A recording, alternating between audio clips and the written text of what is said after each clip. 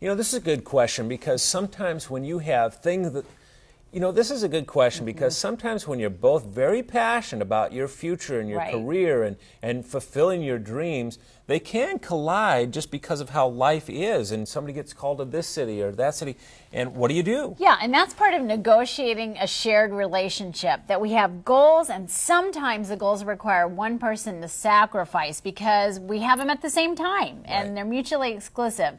I'll tell you, one of the things is to think about the formula, because when it comes to vocation in particular, it's not just an expression of your gifts, but it's also providing for your family's needs. And you kind of have to balance those two things, and you have to say together, what are our provision goals, and then what are the gifts that we're passionate about, and how can we make the scenario work in our case? And then another thing I would recommend is that you take a look down the road. What does life look like for you 10 years from now if you make this decision?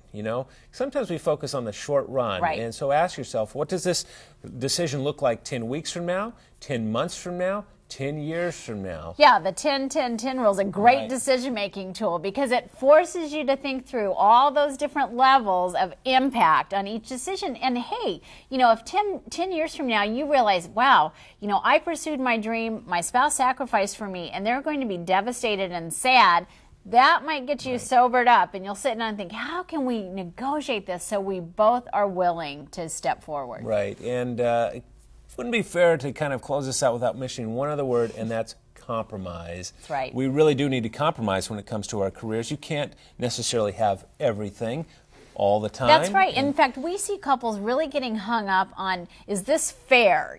I've done this, and have you done this? And the truth is, life isn't fair. Life comes in waves, and you have to kind of ride those waves. Right. And so making those decisions together is crucial. Yeah.